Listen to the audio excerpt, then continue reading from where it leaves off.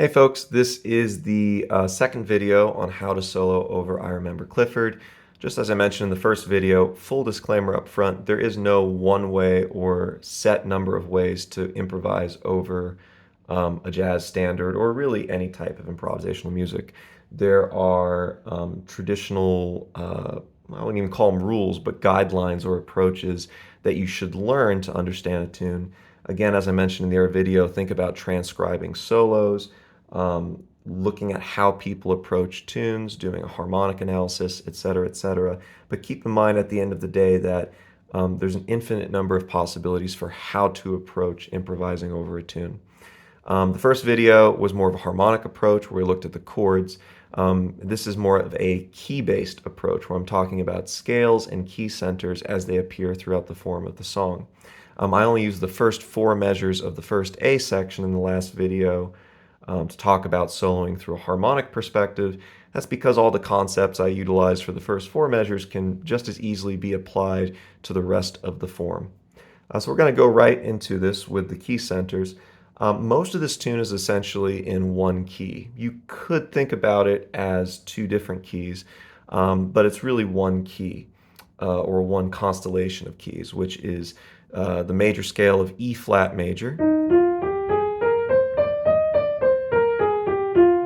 and its relative minor key of C minor. We can do this in the natural form or the harmonic form.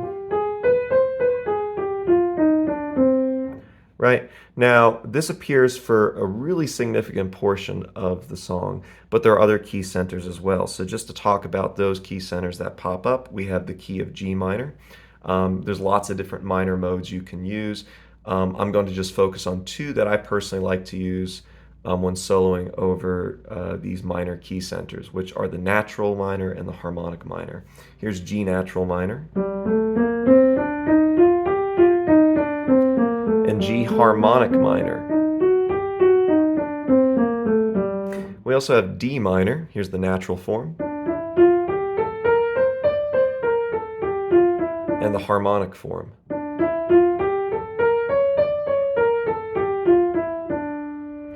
And then we also have the key of F minor, natural form, and the harmonic form. And then one last key center that happens very briefly, and you can think about it this way, there's other ways to interpret this, but there's literally two beats in the last measure of the B section of the last measure, where it's F major.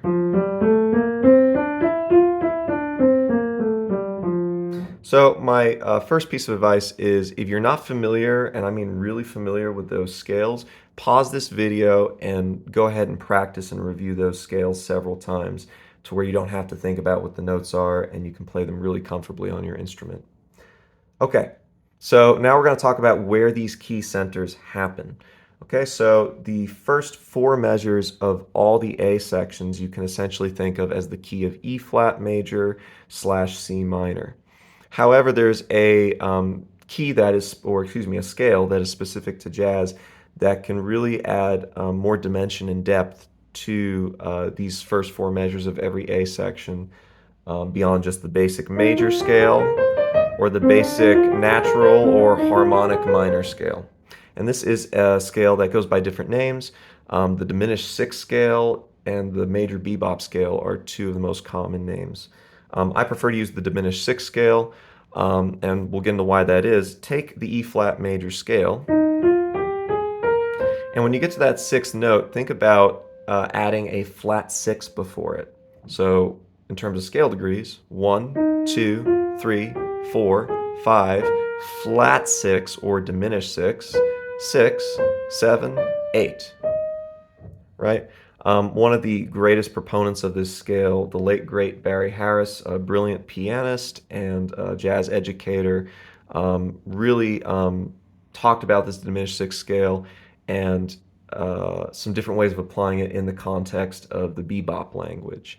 And we don't have time to even scratch the tip of that in this video, but I do recommend going and checking out Barry Harris and his videos online if you already haven't. There's a wealth of information out there. Okay. This is going to kind of connect to the chordal approach I talked about in the last video. But if we're in the key of E flat major, there's a few chords in this sheet that don't quite line up with the key of E flat major. For example, that G7, the second chord at the beginning of every A section, is not really in the key. That's because of that B natural. Thankfully for us, that B natural also represents the 1, 2, 3, 4, 5 diminished 6 in the E flat diminished 6 scale. So if I'm soloing over this tune, so all I did there was I played an E flat major scale starting on the 5th note, 1, 2, 3, 4, 5, and just descended to the flat 6. So this is an E flat diminished 6 scale descending from scale degree 5 and resolving on the diminished 6. That sounds really nice when I put it with the G7 chord. Right? So there's just one example.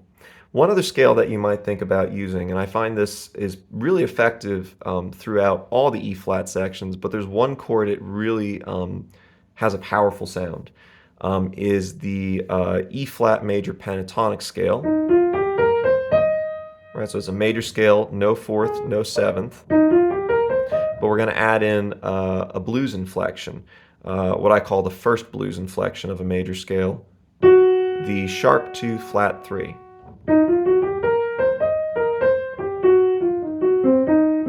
Notice how in that scale, scale degree 1 and flat 3, as well as the 6, are 3 of the 4 notes in the A fully diminished 7 chord that appears on the second measure of every A section.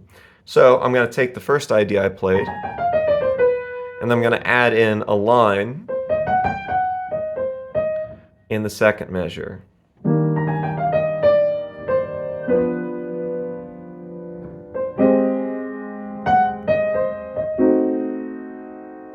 Right? That scale and that sound is something that you hear in a lot of traditional Black American styles, and it gives more of a blues flavor to the music. Okay, so moving on with key centers here. As I mentioned, most of the song is E flat, C minor, and you can use that E flat diminished 6 scale to really get a lot of the chords and bridge those two relative major minor scales. But I'm going to go through the form and talk about which measures have particular key centers and scales you can use.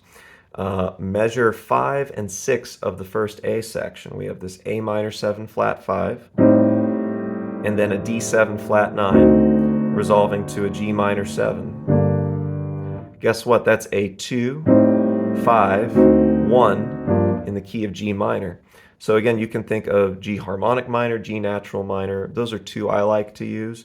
I'll go ahead and just demonstrate that. This is measures 5 and 6.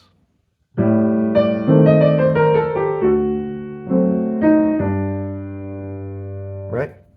When we get to measure 7, you can think D minor. That's because our chords there are E minor 7 flat 5. Apologies for my out-of-tune piano. And A7 flat 9, which is the 5. So that's, again, the 2 and the 5 chord in the key of D minor. That was the harmonic form. You could also just as easily use the natural form. At the end of the day, trust your ear and go with what your heart and your ear tells you. I personally really like the sound of the sharp 7, flat 6 over those chords. Right? Now an interesting thing happens, which is we never actually resolve to the 1 chord in the key of D minor.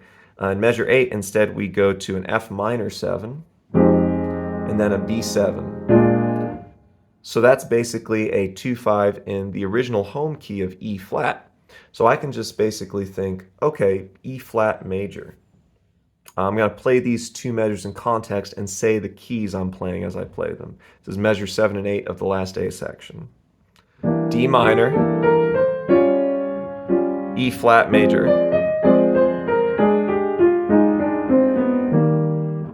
right? Now, there's one other thing you can think about, which is pivot notes, right? There's actually quite a few notes shared between the D minor scale and the E flat major scale. For example, these 5 notes can be found in both scales. right? So you could even pick one of those notes and sustain it through, and it's going to sound good. I'm going to use B flat as my note example here. So that's the note B flat fits all the chords in these last two measures of the first A section, measures 7 and 8. It's the flat 5 of the E minor 7 flat 5. It's the flat 9 of the A7 flat 9. You can think about it as the 11th of the F minor 7, which is a very common extension to put on a minor chord, especially a minor 2 chord. And then the root of the B flat 7. Okay, moving on now to the second A section. First four measures are the same as the first A section. Measure 5 is mostly the same, or it's actually identical, excuse me, to the first A section. We still have the A minor 7 flat 5 and that D7 flat 9, but we only stay in the key of G minor for that measure. And then almost immediately in measure 6 of this second A section, we move to a G minor 7 flat 5 and a C7 flat 9. Here's the cool thing, it's the same exact pattern. It's a 2-5 in the key of F minor. So we're basically just in measure 5 of the second A section. We're in G harmonic minor, and then we get to measure 6 of the second A section. We're in the key of F minor. So you could basically even do the same melodic idea and just transpose it. I'm going to do a very simple idea in G minor and then just transpose it to F minor for measure 6. So I'm using scale degrees 5, 6, 5, 4, 5. I'm going to take that same exact shape and move it to the next measure. This is a very effective strategy when you're moving very quickly between keys. You're like, I only have one measure to say something. It also creates a sense of unity.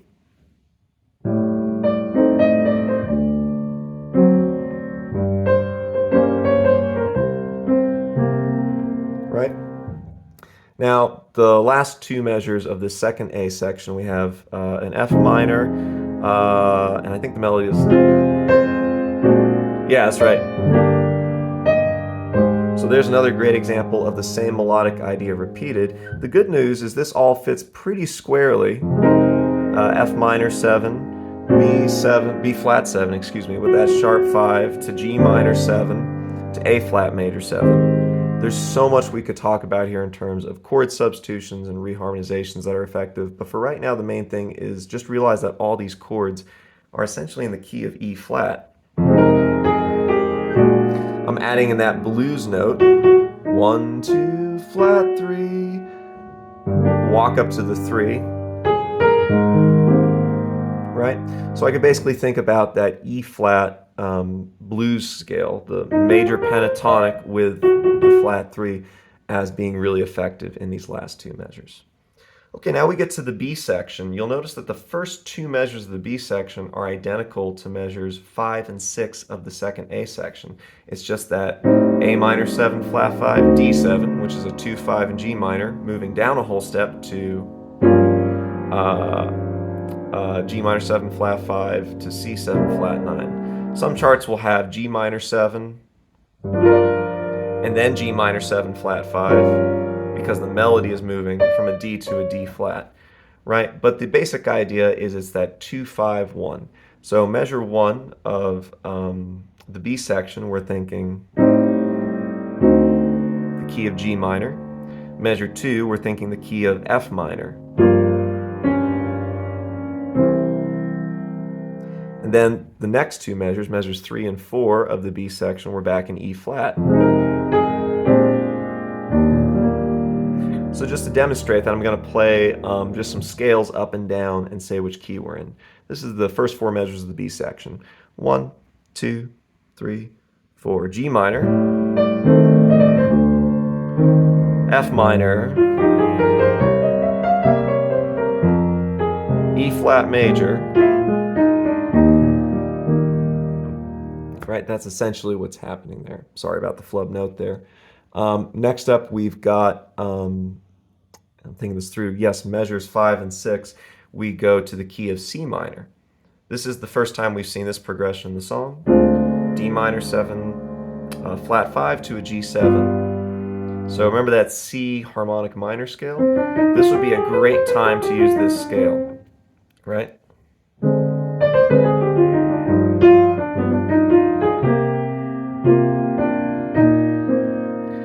And now the last two measures of the B section, we have A minor 7 flat 5, D7 flat 9 in measure 7. Again, that's just that G minor. And then it does what some people might interpret as a 3-6-2-5 in the key of B flat, or excuse me, E flat major. And you could certainly think about it that way, but you could also think about playing the key of F major over the G minor 7 and C7 on beats 1 and 2 of that measure, and then go to E flat major 7.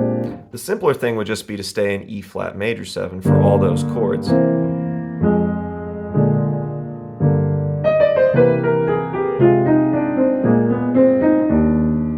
Right, that'd be the easiest thing. But if you want to spice it up a little over the G minor 7 and C7, I'm going to think F major.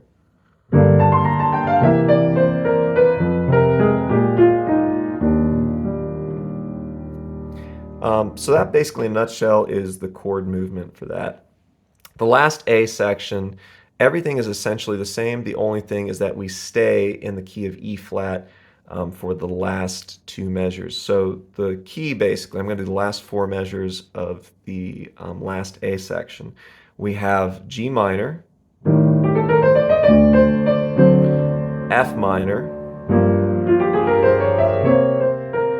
and then we're basically just doing a 2-5-1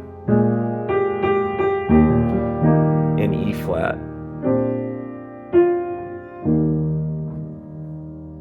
So those are the key centers of the song. I recommend practicing these in chunks and working on these different ideas. Just to isolate this, for example, I'm going to go ahead and play, for me, just because I like this part of the song a lot, I'm going to go ahead and play the last four measures of the B section. Right? So we have two keys of C minor, one key of G minor, and then you can either think one or two beats of F, two beats of E flat, or just one measure of E flat. I'm going to do the latter. So we have two measures of C minor. Now I'm going to go ahead and do one measure of the G minor. And now one measure of E flat.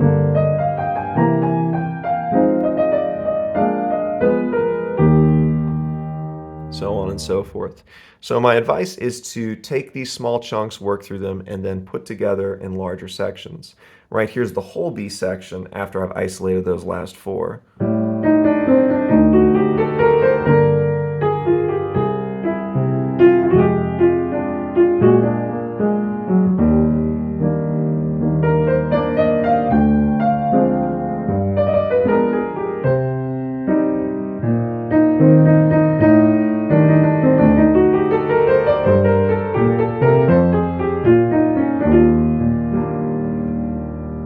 Right? And eventually it gets to where you're not really thinking about it. I'll be completely honest, I was not thinking at all when I was doing that. I was just hearing ideas as they related to the key center and scale. But making sure that you really know those key centers is, I think, critical for being able to navigate these quick key changes. If you have any questions, feel free to reach out to me via the email listed below in the description box. Have fun with this tune, and remember that these two videos represent just two ways of many that you can approach improvising over this wonderful composition. Have a great day.